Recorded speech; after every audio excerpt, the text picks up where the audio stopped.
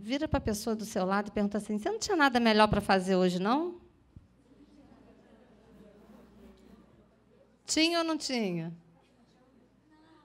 Pois é, você está no melhor lugar que você poderia estar.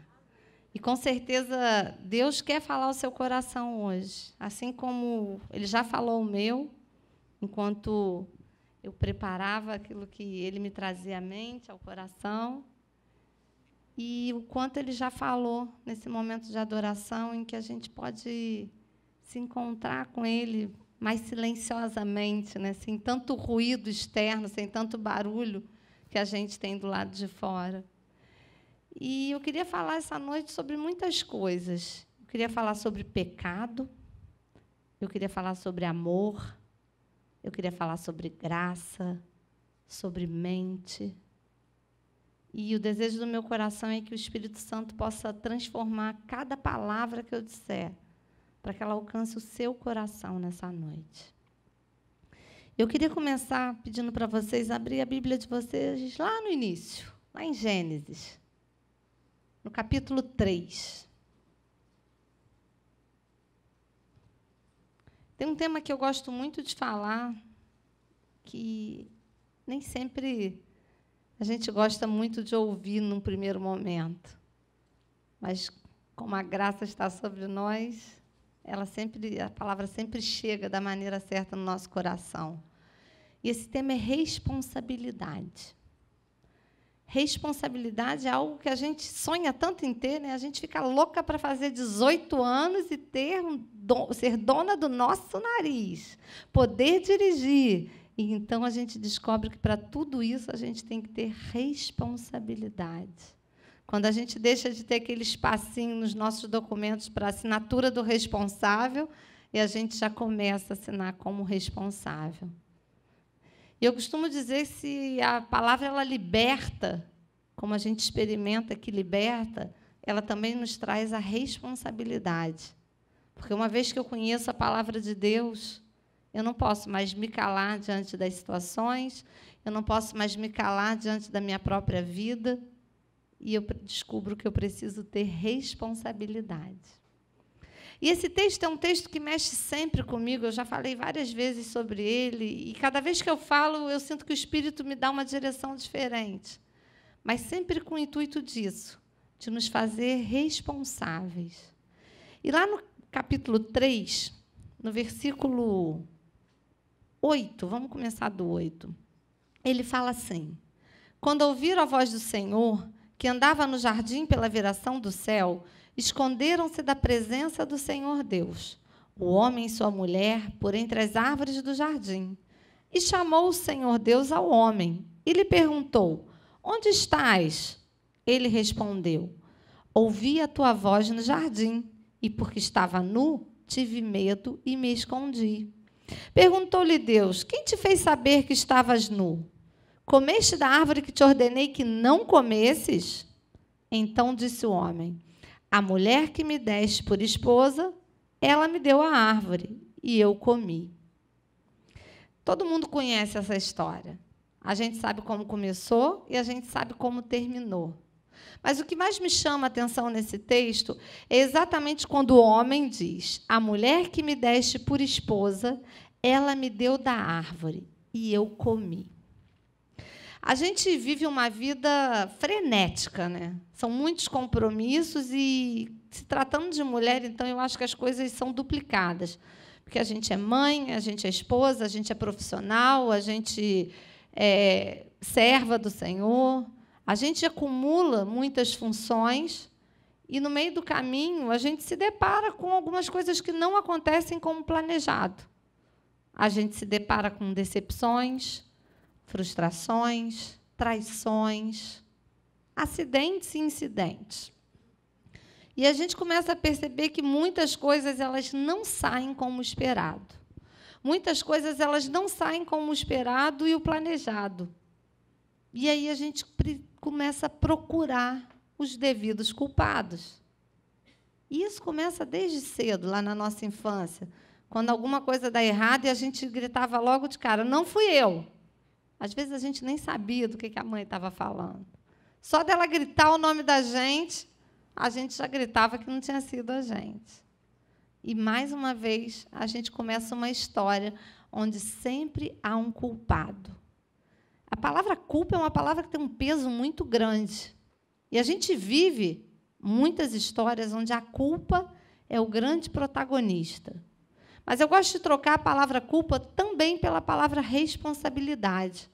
Porque, quando a gente entende que os sentidos são diferentes, a gente começa a compreender que aquilo que a gente faz também tem um sentido diferente. Culpa é uma ação de alguém que fez alguma coisa que não era para ter feito. Culpa é um sentimento que a gente tem por alguma coisa que a gente fez e não deveria ter feito, ou que julgam que fizemos e a gente não deveria ter feito também. E assim era na história. Adão tinha feito algo que ele não deveria ter feito. E ele fez. E o que ele diz? A mulher que me deste. E eu queria, nessa noite, irmãs, que a gente pudesse parar para pensar em toda a nossa história. Que você pudesse, como um filme, passar aí pela sua cabeça as histórias aonde você culpou e aonde você foi culpada. E eu estou falando de qualquer tipo de relação. Seja da relação com os seus pais, com seus amigos da escola, até a sua relação com Deus. Porque a gente também culpa Deus. E a gente culpa Deus por muita coisa. A história da culpa, ela vai passando por geração em geração, e às vezes a gente vê as pessoas contando relatos de culpa que a mãe contou para elas, que o avô fez, que o bisavô fez, e o tataravô fez. E aí a gente vem com aquela história de maldição hereditária. Mas a gente entende que, uma vez que Cristo nos libertou, as maldições foram quebradas. E aí eu começo a entender também que, se as maldições foram quebradas, as culpas também foram quebradas. Porque, uma vez que eu conheci a Cristo, declarei Ele como meu Senhor e Salvador, não vem mais sobre nenhuma acusação sobre a minha vida. Mas, para isso, também, a gente precisa começar a trilhar um caminho diferente. Assumir a responsabilidade pela nossa vida. Assumir a responsabilidade pelos nossos atos. Isso, às vezes, implica em muita coisa. Isso, às vezes, implica em muita abnegação, muita renúncia, e muita história onde a gente descobre que não adianta mais ter razão, porque razão é um troço que custa caro pra caramba. E faz tempo que eu não me preocupo mais em ter, pelo menos com os homens. E aí a coisa muda de figura, porque eu começo a descobrir que eu sou responsável pelos meus atos. No início dessa história toda ainda, quando a Bíblia fala que Ele criou o homem e a mulher, toda a criação, Ele fala também sobre o livre-arbítrio. E, às vezes, eu falo assim, caramba, Deus, para que esse livre-arbítrio? Porque eu corro o risco de fazer uma grande presepada, muitas vezes, na minha vida. E, muitas vezes, eu faço. Se não fosse esse livre-arbítrio, eu estava livre disso. Mas Ele é tão justo que Ele nos dá o direito de escolha. Ele é tão justo que Ele nos dá o direito de escolher se a gente quer ir para a direita, se a gente quer ir para a esquerda. Se a gente quer esperar a vontade dEle, ou se a gente quer fazer com as nossas próprias mãos. E é por aí que a gente vai começar a conversar nessa noite. Eu tenho entendido, através dessa história, que Deus tem um plano muito grande para a minha vida. Assim como Ele tinha um plano muito grande para a vida de Adão e Eva. Ele tem um plano muito grande para a sua vida. Mas Ele quer que você se responsabilize por esse plano. Ele é autor da sua vida. Mas essa coautoria tem que ser sua. Porque Ele fez você plena e abundante para viver essa vida que Ele deu para você aqui na Terra. E aí o texto vai falando, né, o desenrolar de toda essa história. Mas aí, no versículo 22, ele fala assim: então disse o Senhor Deus, eis que o homem se tornou como um de nós, conhecedor do bem e do mal. Agora, não tem jeito. Você conhece o bem e o mal. Você conhece os caminhos que deve seguir e os caminhos que não deve seguir. E a escolha vai ser sua.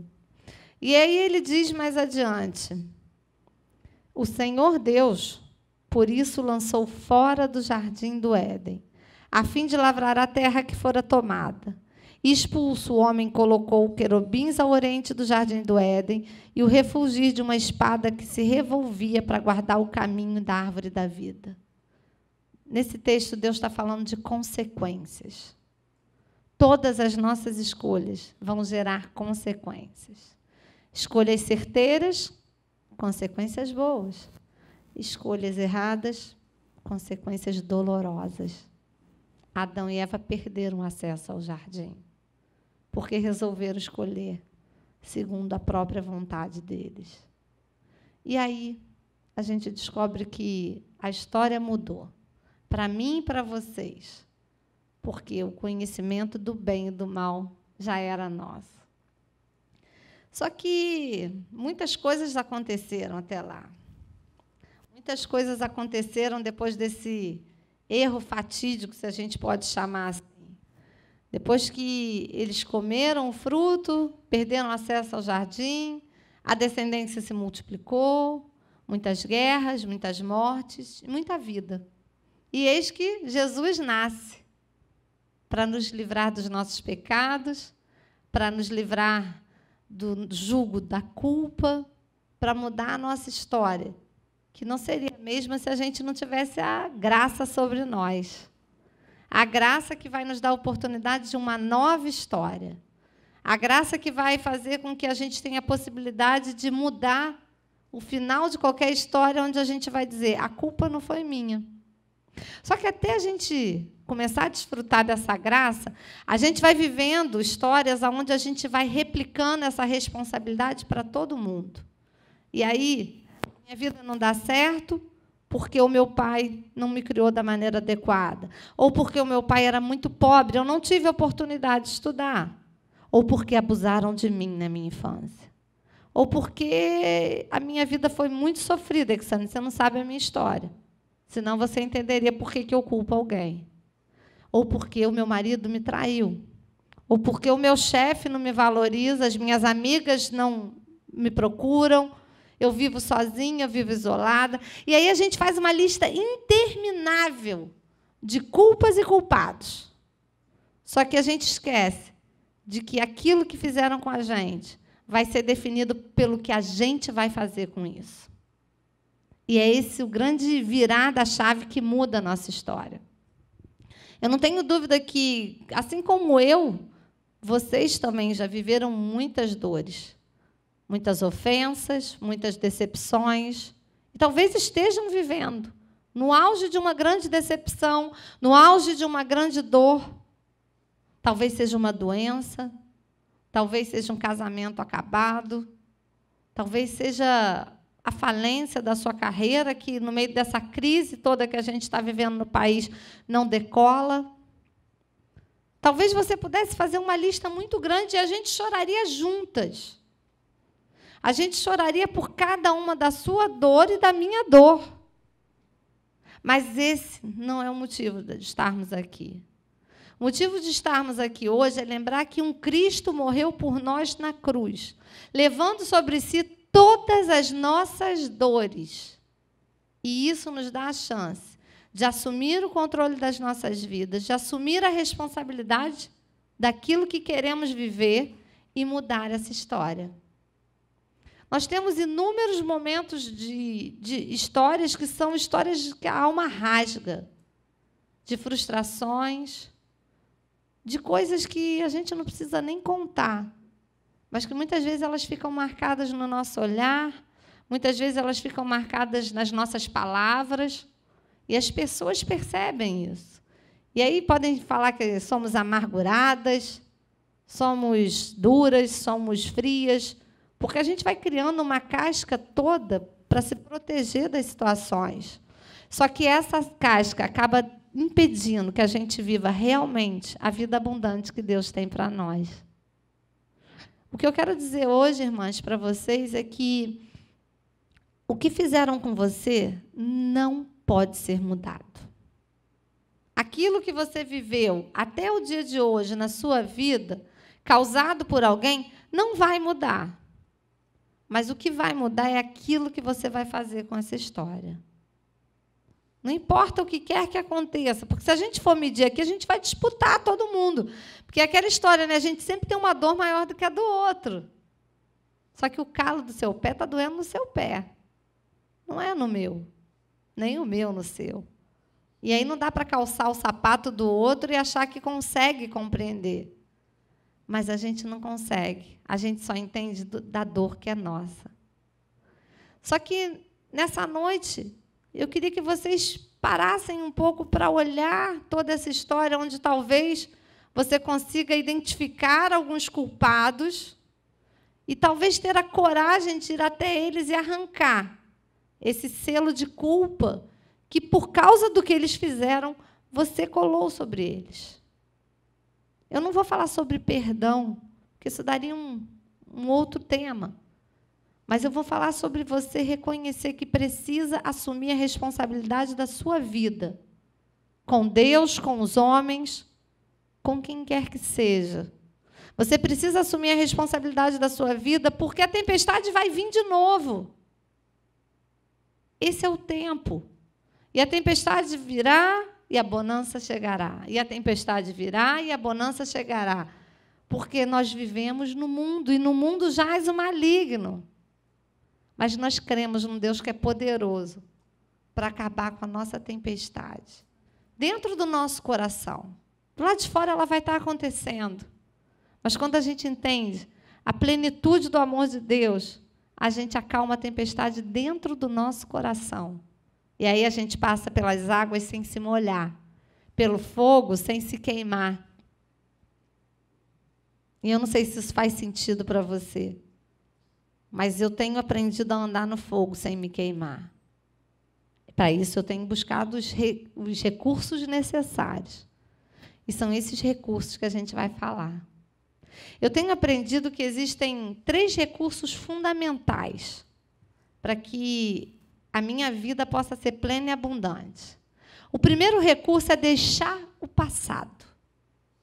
Parar com a síndrome do retrovisor, que não me ajuda de forma alguma a chegar à frente, mas me ajuda a evitar acidentes. Mas quando eu quero ir adiante, eu preciso olhar para frente. Deixar o passado é o primeiro requisito para a gente viver uma vida plena e abundante. E a palavra de Deus, ela não mente sobre isso. Ela fala exatamente o seguinte: irmãos, quanto a mim, não julgo havê-lo alcançado. Mas uma coisa faço, esquecendo-me das coisas que para trás ficam e avançando para as que diante de mim estão. Prossigo para o alvo, para o prêmio da soberana vocação de Deus em Cristo Jesus. O dia de ontem passou, o de hoje está passando, mas o de amanhã, ele está à frente. Enquanto a gente não deixa de olhar para trás, a gente não vê o que Deus tem colocado diante de nós. Assim foi com a mulher de Ló. Olhou para trás e virou estátua. E ele foi seguindo em frente para viver a promessa de Deus. Quantas vezes você tem parado, olhado para trás e sendo impedida por você mesma de viver as promessas de Deus? Por causa, sim, de histórias que você viveu, por causa, sim, de pessoas que estiveram na sua vida, mas você continua andando, olhando para trás. E sabe o que acontece? Uma bela hora a gente cai. Uma bela hora a gente cai, porque a gente precisa olhar para onde a gente está indo. E é assim que a história começa a mudar.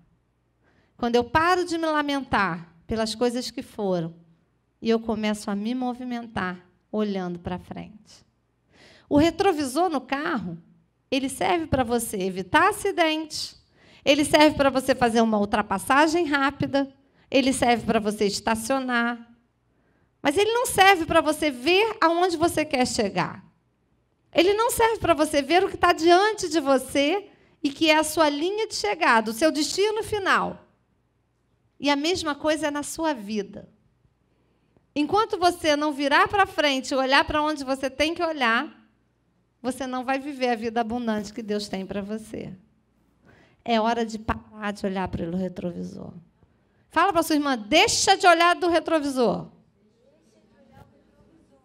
Olha para frente, amada, para as coisas que estão diante de você, para as coisas que estão lá no seu futuro. Porque não adianta. O leite que derramou, a gente não consegue botar de volta. Coloca de volta? Não. O que a gente precisa fazer é limpar e aprender que tem que ficar de olho.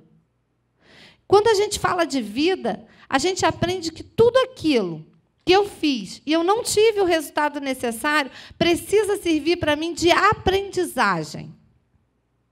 Quando eu trabalho, eu costumo trabalhar motivando as pessoas, ensinando para elas que tudo aquilo que você considerou erro precisa ser transformado em aprendizagem. Porque a palavra erro ela vai ter um poder de te parar. A palavra erro ela vai ter o poder de te envergonhar. Mas quando você entende que aquilo que não saiu como esperado ou como devido pode te ensinar exatamente como não cair na mesma situação de novo. E aí sim a história muda. Você precisa olhar para frente. Você precisa olhar para aquilo que está diante de você. Exane, muitas vezes o que está diante de mim é uma parede enorme. Eu não consigo ver o meu futuro. Eu não consigo ver o que tem para mim, porque a situação está feia. Porque a situação que eu estou vivendo está muito séria. E eu não consigo imaginar qual seria o meu futuro. Sabe o que acontece? Você precisa viver acreditando nas promessas. E acreditar nas promessas é viver de fé. Lá em Hebreus 11, fala assim: a fé é a certeza das coisas que se esperam e a convicção dos fatos que não se veem. Pois pela fé, os antigos obtiveram testemunho. Entendemos que foi o universo formado pela palavra de Deus, de maneira que o visível veio a existir entre das coisas que não aparecem. Você precisa acreditar na promessa. Se tem um muro grande na sua frente, te impedindo de enxergar o futuro, vai ser com os olhos fechados diante desse muro que você vai enxergar o futuro. E isso é viver pela fé. Amém? É hora de ter fé na promessa. Aquilo que Deus te prometeu não vai mudar por causa da circunstância. Aquilo que Deus prometeu não vai mudar porque o país está em crise. Aquilo que Deus te prometeu não vai mudar porque o amor se esfriou. Deus vai cumprir cada uma das promessas que Ele fez a você. Cada uma das promessas que estão aqui. Porque Ele não mente. Mas para isso você vai ter que fechar os olhos. Às vezes eu percebo que a gente anda tanto no racional, e a gente esquece que a gente foi feito para viver no sobrenatural. E viver no sobrenatural é acreditar naquilo que eu não estou vendo. Eu não sei qual é a promessa do seu coração. Aquela promessa que faz o teu coração arder. Aquela promessa que faz você chorar na madrugada. Mas eu quero dizer para você que se você não começar a ver essa promessa com os olhos da tua fé, elas vão ficar muito distantes de você. Se você não começar a ver a tua promessa pelos olhos da fé, vai demorar. E aí eu me lembro que Jesus falava assim para os que passavam e Ele ia realizando milagres. Seja feita conforme a sua fé. Como você quer que seja feito o seu milagre? Seja feito conforme a sua fé. A gente precisa trazer para a realidade aquilo que Deus ainda não fez. A gente precisa ver os nossos sonhos se realizando antes mesmo que Deus tenha realizado. Isso se chama fé. Não adianta a gente esperar para crer. Depois que acontecer, eu vou, porque eu não posso me decepcionar.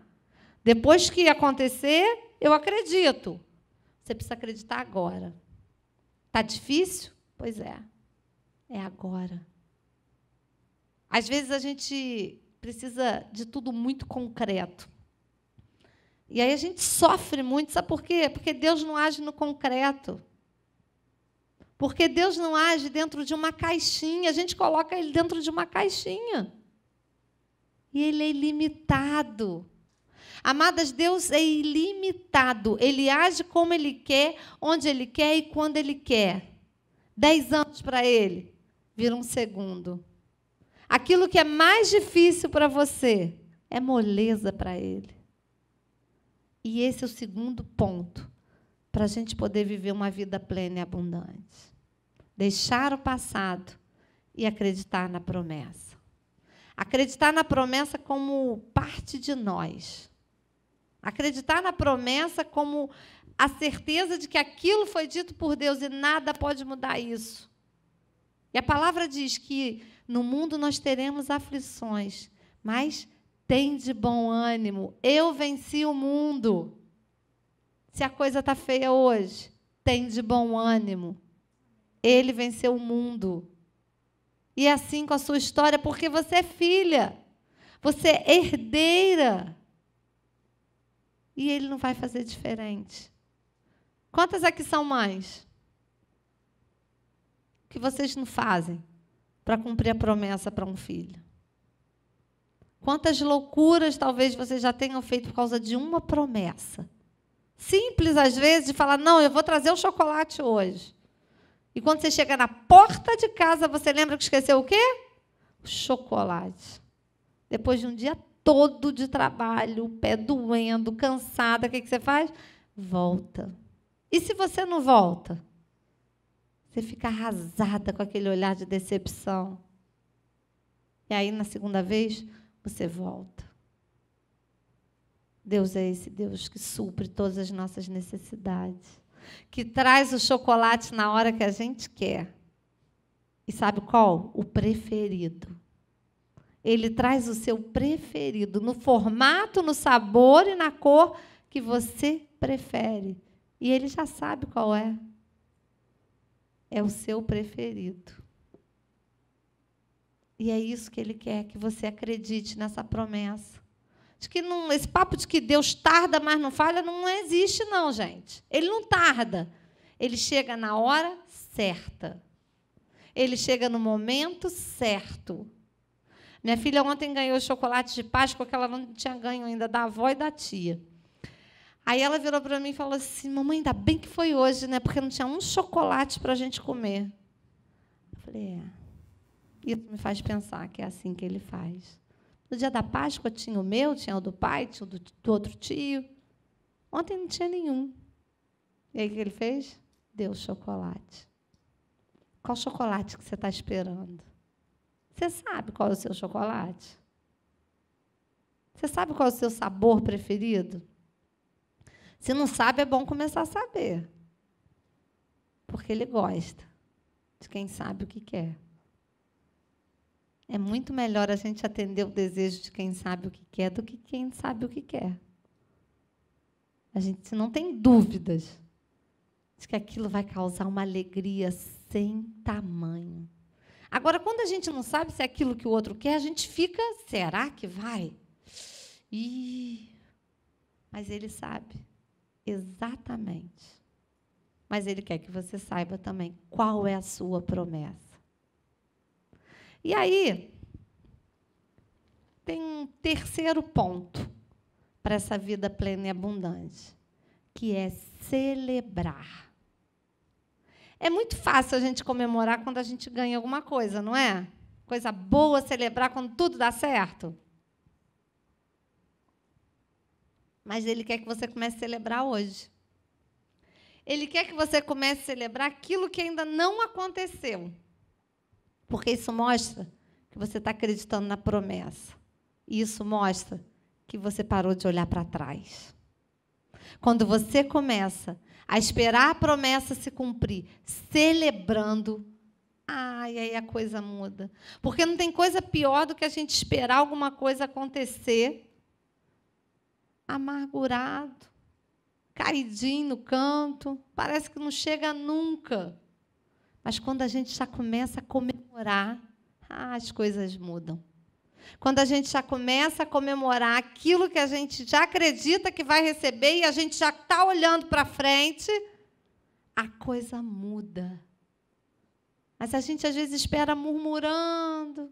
Às vezes, a gente espera, nossa, cansado. Quando chegar, eu levanto. Deus, manda aí, que quando chegar, eu levanto. Quando chegar, eu agradeço. É hora de celebrar aquilo que Ele ainda não trouxe para a sua vida. A promessa que Ele já cumpriu no plano espiritual. E, no tempo certo, Ele vai cumprir aqui no plano terreno. Mas, se você estiver lamentando, lambendo ferida, pode acontecer da promessa se cumprir e você não ver. Porque você está olhando para o passado. Porque você não está acreditando na promessa. E aí, ninguém celebra. A gente espera como quem espera o enterro. Não é assim? Coisa ruim é ver lá morto, né? É muito ruim. Eu velei meu pai, eu velei meu avô, velei minha tia. E é muito ruim aquele momento em que a gente fica ali esperando para poder enterrar o outro. A gente passa horas ali para algo que não tem esperança. A gente passa horas ali em volta de um corpo morto, que a gente sabe que, a não ser que Deus queira fazer um grande milagre, ressuscitar aquela pessoa, a gente nunca mais vai vê-la, ouvi-la, e aí a gente fica ali esperando. É uma espera dolorosa. E aí depois a gente vai e enterra. Esperar milagre não é assim. Esperar promessa não é assim. A gente não espera promessa como a gente espera a hora de sepultar alguém. Para isso, é preciso celebrar. E você precisa começar a aprender a celebrar a todo tempo no seu dia. Celebrar porque está cansado e, graças a Deus, tem um trabalho. Celebrar porque os exames deram certo e, graças a Deus, você pode esperar horas para realizar esse exame. Celebrar porque você acredita que os seus filhos vão conhecer de uma maneira poderosa o amor de Deus e vão ser libertos de tudo aquilo que precisam ser. Celebrar que seu casamento vai ser restaurado, mesmo quando parece que aquele homem não tem mais jeito. Celebrar que a porta de emprego vai se abrir, quando parece que está fechada, para você e para o resto do mundo. A gente precisa celebrar mesmo contra as circunstâncias. E a palavra fala exatamente isso, de que a fé é a gente ir contra as circunstâncias. Como Abraão foi quando Deus falou que ele ia ser pai. Imagina teu avô recebendo a notícia que vai ser pai.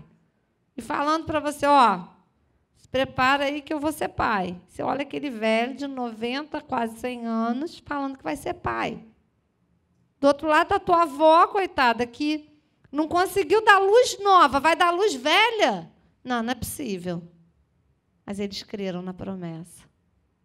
Eles creram na promessa e o que eles foram? Pais de multidão. Somos descendência dessa promessa. Somos descendência dessa fé. Para pensar que você é descendência de um velho que provavelmente já estava impotente. De uma velha que era estéril. Não bastava ser só velha. Ainda além de velha, coitada, ela era estéril. E eu falo velha e velha no melhor sentido da palavra, para que a gente possa visualizar o quanto parece impossível isso. Minha mãe fez 74 anos ontem. Eu fui lá comemorar com ela, eu fico imaginando eu chegando e ela falando assim, filha, tem uma notícia. O que é, mãe? Estou grávida. Gente, pelo amor de Deus, como assim está grávida? Minha mãe, não, 74 anos, como assim? É isso. Talvez essa seja até a palavra certa. A gente precisa acreditar que a gente pode gerar coisas impossíveis. Que Deus pode gerar através de você coisas impossíveis, como a gravidez de Sara. Deus pode fazer com que você gere aquilo que parece impossível. Mas, para isso, você não pode abrir mão de deixar o seu passado, de celebrar e de acreditar na promessa. Amém? Você crê nisso, amada? Você crê que o seu passado ele não tem poder sobre você, embora você possa viver ainda consequências dele. Mas ele não vai determinar o seu dia de amanhã. Você precisa crer que a sua promessa vai se cumprir. E ela não vai cumprir no tempo que você determinar, mas ela vai cumprir no melhor tempo, que é o tempo de Deus. E você precisa, acima de tudo, acreditar que o melhor jeito de passar por tudo que quer que você vá passar será celebrando. Enquanto não houver a celebração na sua vida, você vai passar como quem vela o defunto. Ai, Exane, que horror! É assim. Enquanto você não esperar celebrando, você vai esperar como quem espera a hora de enterrar o defunto. Porque você vai esperar sofrendo, você vai esperar sem esperança. Não faz sentido. Agora, se você espera celebrando, ninguém vai te parar. O dia mau vai chegar e não vai te parar. Os problemas vão chegar e não vão te parar. A palavra de derrota que o abençoado do irmão possa falar para você não vai te parar. Mas todo dia, todo santo dia, vai bater na tua porta uma palavra para te desanimar, uma situação para te desanimar. Aí ele vem com a palavra dele de novo. Oh, meu Deus, coisa mais linda que ele fala. Sabe o que ele fala? Ele fala que você precisa renovar a sua mente. Porque tudo começa aqui.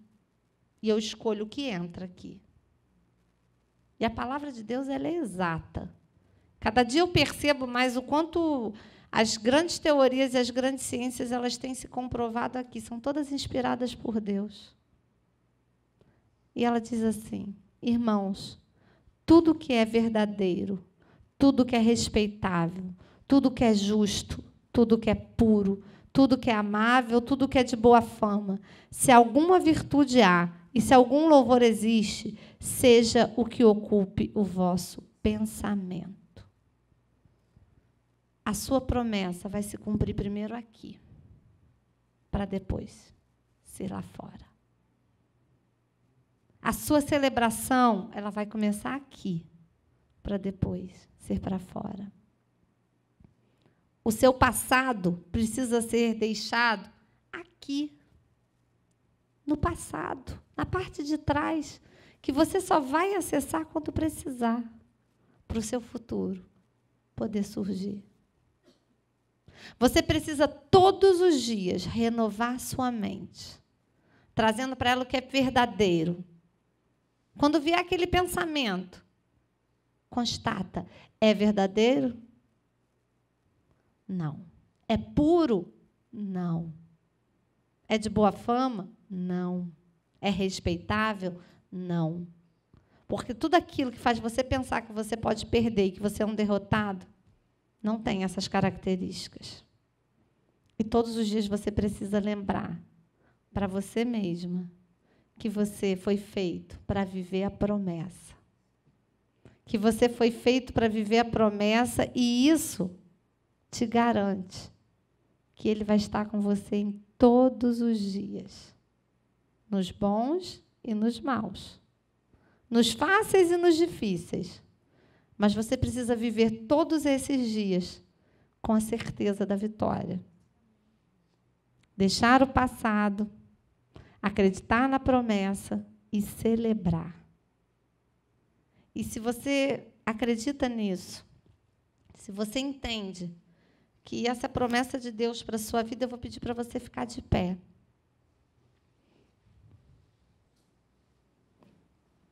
Se há uma promessa de Deus para a sua vida, e você crê nessa promessa, você vai botar a mão sobre o seu coração. E você vai fechar seus olhos.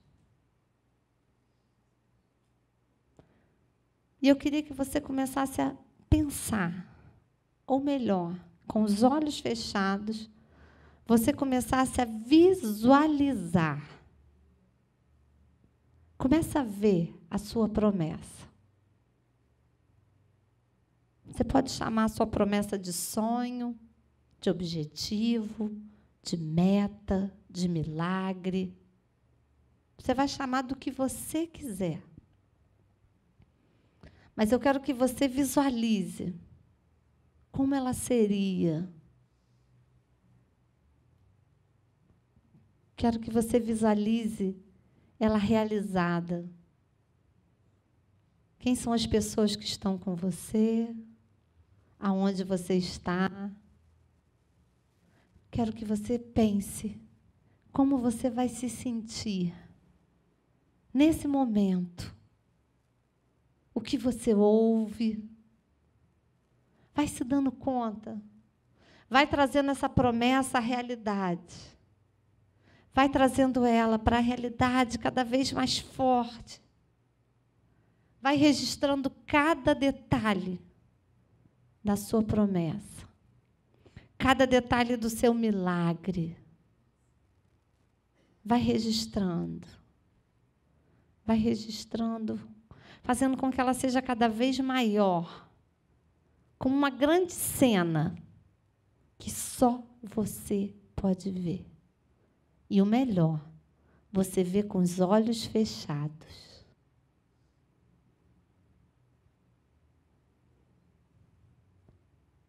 E agora, com os olhos fechados ainda, eu queria que você fizesse essa oração junto comigo. Senhor,